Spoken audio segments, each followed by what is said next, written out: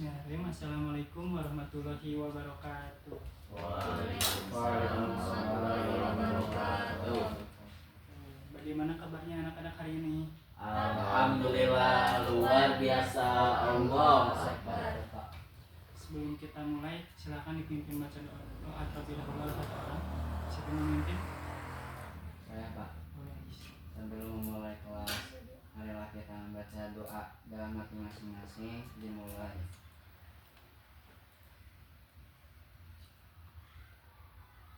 Sudah selesai. Terima kasih Ajis untuk yang telah memimpin baca doa. Oke, untuk hari ini siapa yang tidak hadir? Ya,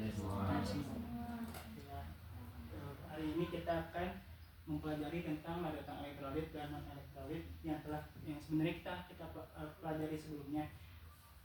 Tapi pada hari ini kita akan mempelajarinya dengan membuktikannya menggunakan praktikumnya juga.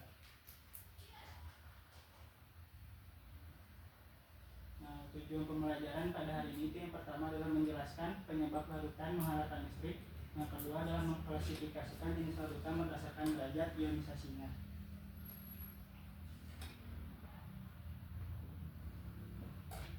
Nah, sebelum kita mulai, Bapak ada KPD-nya.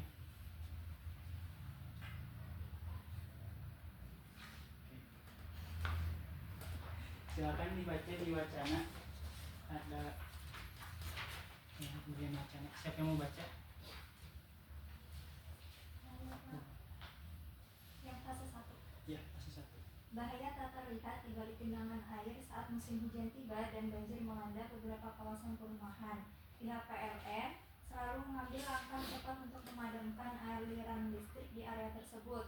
Hal ini dilakukan bukan tanpa alasan. Banyak kasus fatal di mana warga tersengat aliran listrik atau kesetrum hanya karena berjalan melewati genangan air banjir yang di dekatnya terdapat tiang listrik bocor atau kabel yang terkelupas. Secara teori kimia murni, air H2O sebenarnya adalah konduktor listrik yang sangat buruk atau isolator. Namun, pada kenyataannya, genangan air di jalanan terbukti mampu menghantarkan arus listrik dengan sangat kuat dan mematikan. Dari wacana tersebut nanti kita akan menjawab beberapa pertanyaan. Yang pertama, ada apa yang terkandung dalam air banjir sehingga ia menjadi konduktor? Yang kedua, dan apakah semua zat yang larut dalam air otomatis menghantarkan arus listrik? Nah, sebelum kita mulai kita masuk ke dalam materi elektrolit dan non elektrolit, ada terlebih dahulu mekanisme hantaran listrik. Tapi membaca tentang mekanisme hantaran listrik. Boleh, guys. Mekanisme hantaran listrik menurut Svante Arrhenius, yang mana listrik dalam larutan mengalir bukan melalui elektron bebas seperti logam, melainkan melalui gerakan ion bebas. Ion adalah atom atau gugus atom yang bermuatan listrik. Contohnya yaitu kation itu yang bermuatan positif dan anion itu bermuatan negatif. Oke, jadi pada listrik itu mengalir di dalam larutan itu ada ion bebasnya yang berupa kation dan anion. Jadi kalau kita melarutkan NaCl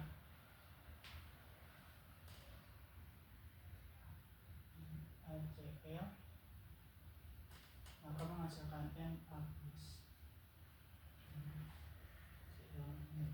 Nah, jadi listrik itu mengalir pada kedua muatan ini, itu muatan positif dan muatan negatif. Jadi bukan pada bukan pada logam saja, tapi pada ion-ion bebas seperti itu. Nah, selain ini termasuk ke dalam proses ionisasi dan disosiasi, di mana pada senyawa ionik, contohnya NaCl, kristal garam terlepas menjadi ion yang bergerak bebas. Sedangkan pada senyawa kovalen polar, contohnya HCl, molekul ditarik oleh air sehingga terionisasi menjadi H+ dan Cl-.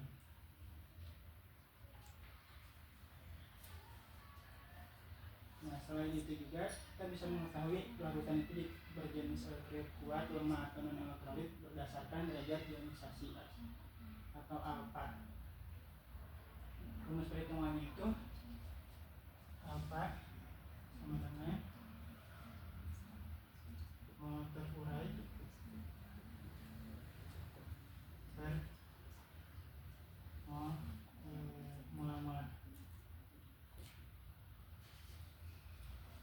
ketika nilai alfa ini sama dengan 1, maka termasuk elektrolit kuat. Sedangkan jika nilai alfa ini kurang dari 1 tapi tidak kurang dari 0, itu merupakan elektrolit lemah. Dan sedangkan jika nilai alfa ini kurang dari 0 ataupun sama dengan 0, itu adalah non elektrolit. Nah, selanjutnya ada elektrolit kuat. Seperti kemarin kita jelasin ya, bahwa elektrolit kuat derajat yang terionisasi sempurna dalam air karena jumlah ion yang sangat banyak, daya hantar listriknya maksimal. Nah, ciri-ciri larutan itu merupakan elektrolit kuat itu apa aja? Terionisasi sempurna. Kalau dalam praktikum lampunya terang, selain itu ada gelembung. gelembung gas sangat melimpah yaitu ada ya. Selanjutnya ada elektrolit lemah. Sama halnya dengan elektrolit kuat, di mana zat ini terionisasi hanya pada elektrolit lemah itu yang terionisasinya sebagian. Kita ambil contoh sama asetat atau CH3COH.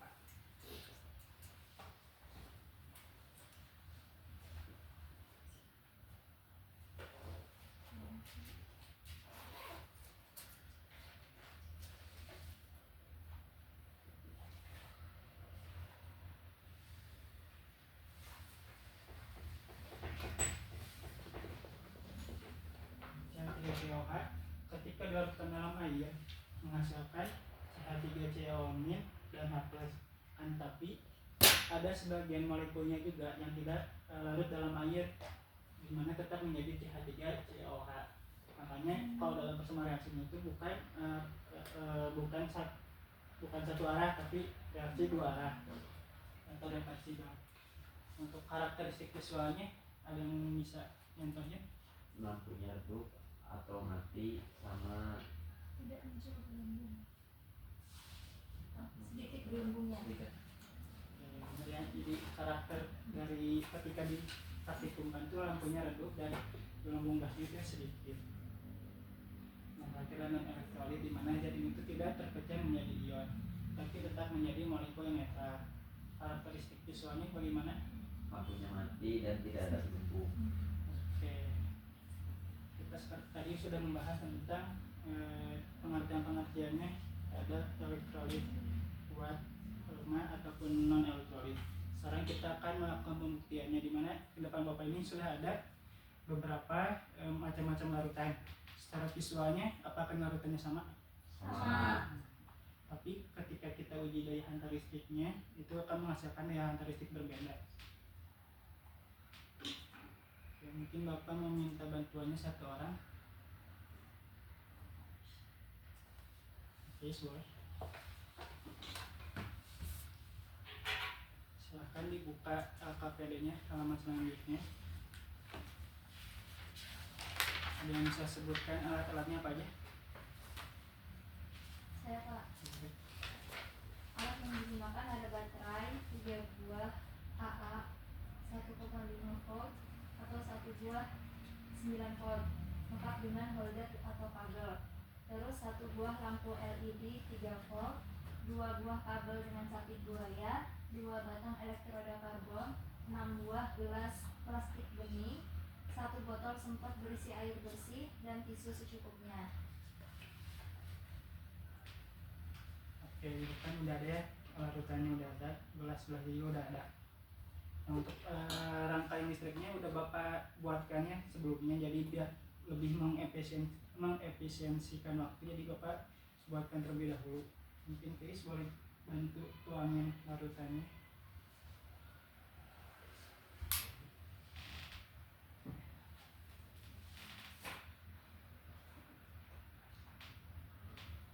Itu larutan HCl 0,1 molar. Kalau secara teori HCl itu terionisasi sempurna atau tidak? Iya. Sempurna. Menjadi HCl-nya.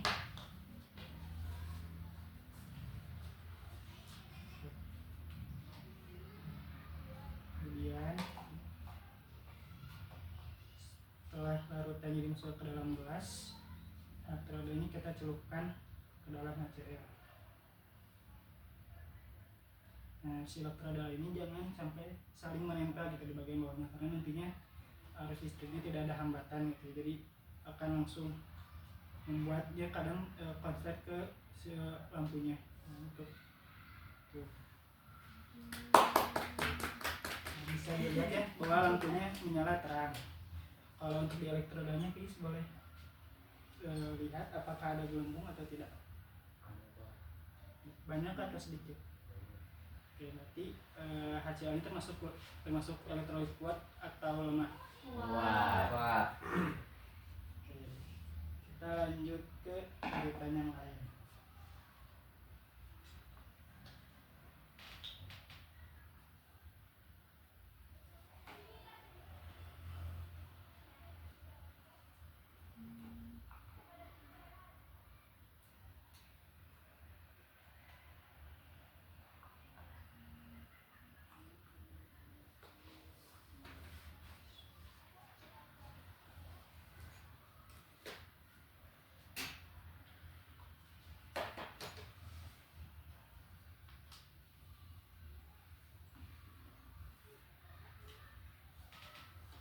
Hasilnya jangan lupa ditulis ya di LKPD-nya, karena nanti kita akan bahas di pembahasan.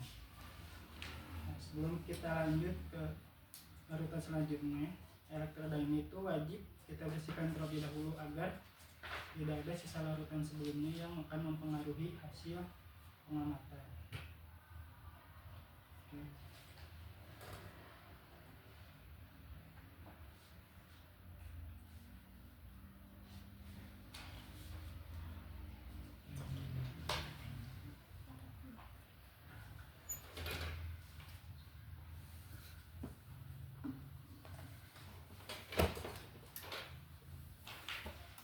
Oke, selanjutnya larutan gula. Kita bisa lihat ya kalau larutan gula itu di elektrodanya sendiri tidak ada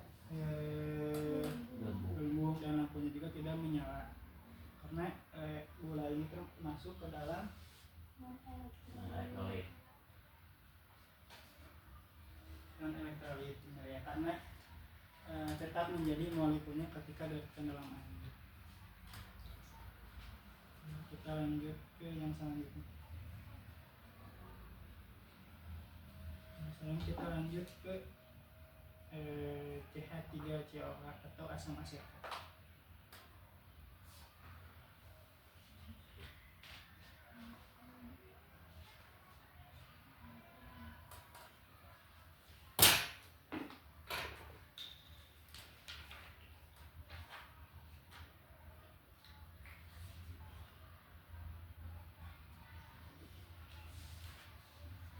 Kalau asam asetat menurut teorinya termasuk elektrolit atau non elektrolit.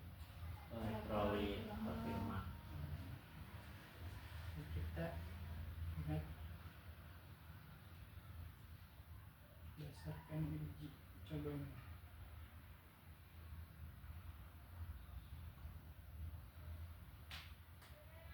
Untuk lampunya tetap menyala ya, Ya, tapi redup. Kalau untuk di elektrodanya, guys boleh dikasih tahu teman-temannya apakah terlihat gelembung. sedikit. ada gelembung. Oke, terlihat sedikit ya gelembungnya.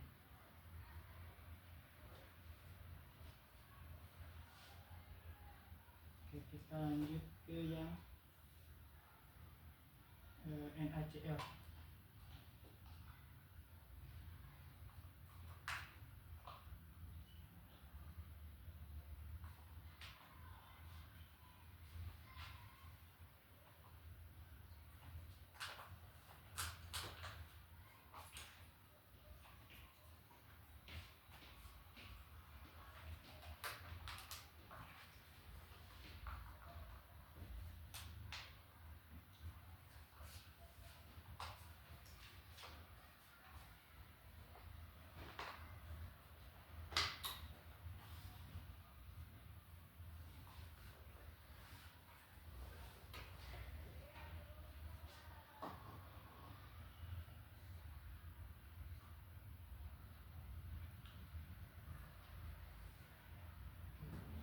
cerah mana yang lebih terang mana yang yang asam asetat atau yang NaCl?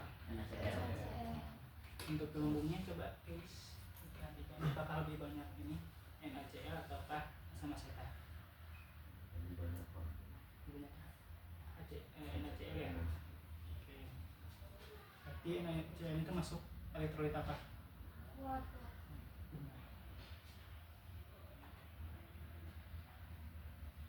Oke, terakhir NaOH.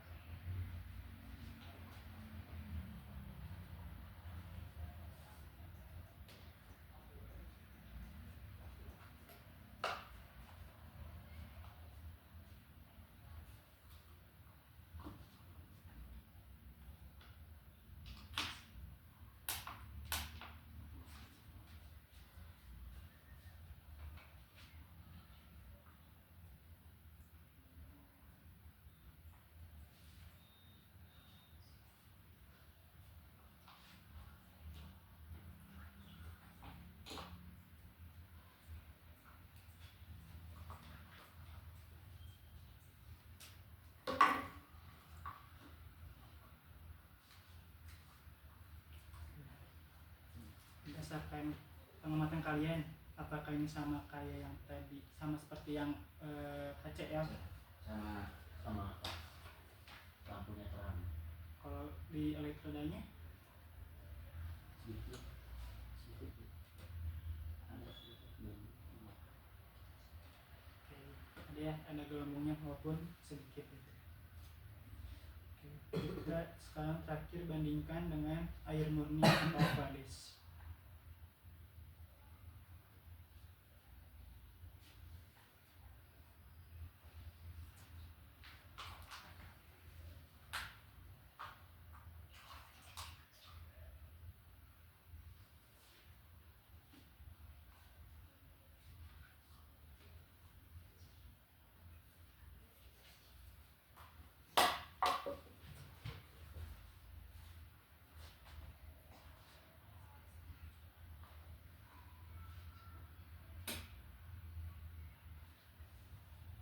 Oke, untuk terakhirnya aqueous bisa dilihat ya lampunya nyala atau tidak?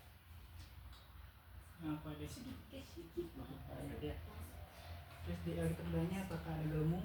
Guys, boleh diperhatikan. Ada. Berarti aqueous ini termasuk ke dalam elektrolit lemah atau sangat lemah ya. Jadi kalau ada aqueous tumpah terus kita ada aliran listrik di sekitarnya juga tetap berbahaya, tapi tidak seberbahaya larutan yang lain. Oke, untuk guys terima kasih telah membantu. Silakan kembali ke tempat dulu.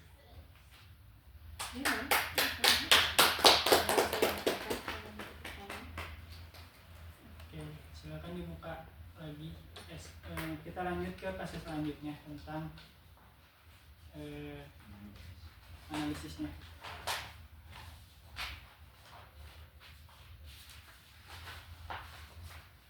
Oke, untuk pertanyaan pertama, berdasarkan data larutan apa saja mampu menyalakan lampu dengan terang dan menghasilkan banyak gelembung dan disebut apakah kelompok larutan ini? Siapa yang mau jawab?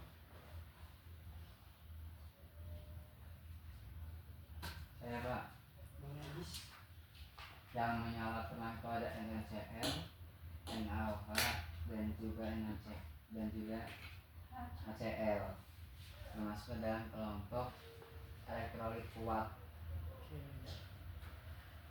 Nomor 2, apakah ada larutan yang tidak mampu menyalakan lampu tetapi di ujung elektrodanya tetap muncul sedikit gelembung gas?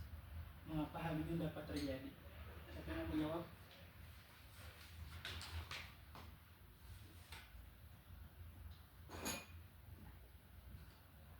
Boleh Anggita. Jawabannya iya, ada yang menyalanya redup, yaitu ada larutan asam asetat dan air, karena zat tersebut adalah elektrolit lemah di mana hanya terionisasi sebagian atau sangat kecil terionisasinya, sehingga jumlah ion bebas di dalam air itu sangat sedikit dan arus yang mengalir tidak cukup kuat kuat untuk memanaskan filament lampu, namun masih cukup untuk memicu reaksi belum bebas di elektrodanya. Oke, pertanyaan ketiga, siapa yang mau baca pertanyaannya terlebih dahulu dan menjawabnya?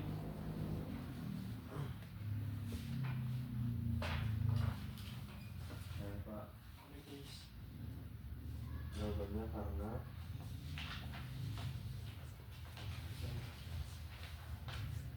berani mengapa logam gula tidak pada sama sekali yang menyalakan lampu dan tidak menghasilkan gelombang bebas kaitan dengan konsep keberadaan gula.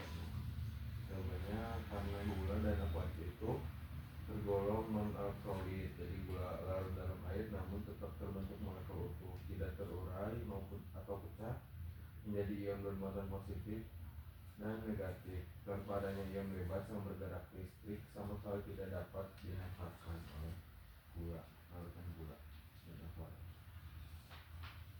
Pertanyaan terakhir, siapa yang mau jawab?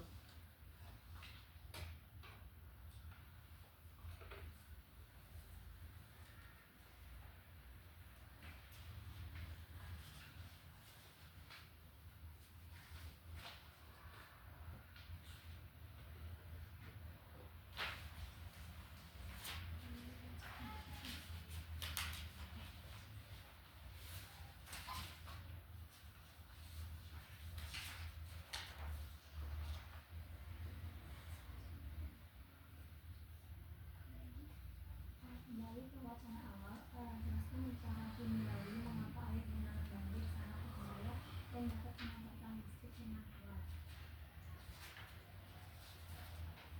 Jadi di dalam genangan air banjir bukanlah air murni, melainkan campuran air dengan berbagai macam mineral, barang tanah, limbah asam dan kotoran. Zat-zat terlarut ini terionisasi di dalam air menjadi kation dan anion bebas. Kehadiran ion bebas inilah yang mengubah air banjir menjadi larutan elektrolit yang bisa mengandalkan arus listrik. Oke, berdasarkan hasil praktikum kita hari ini,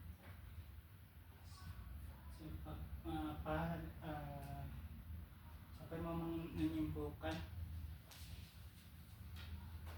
Pertama kan tujuan kita adalah penyebab kenapa air banjir itu menghantarkan listrik. Siapa yang mau menyimpulkannya?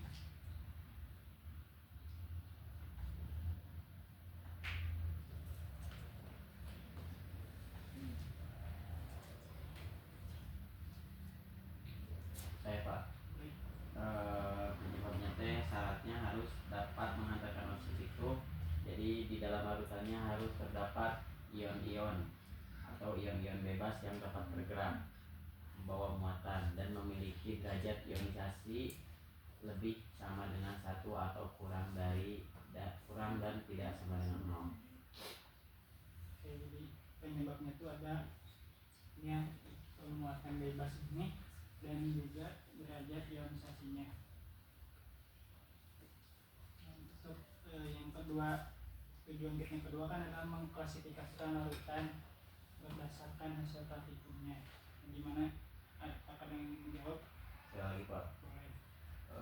kan tadi berdasarkan praktikum ada 3 ya. Ada yang elektrolit kuat, elektrolit lemah, sama non elektrolit. Yang non elektrolit contohnya kayak tadi gula yang enggak nyala lampunya. Terus yang elektrolit lemah terus ada H3 COH atau asam asetat. Sama yang elektrolit kuatnya ada kayak garam, NaOH sama HCl.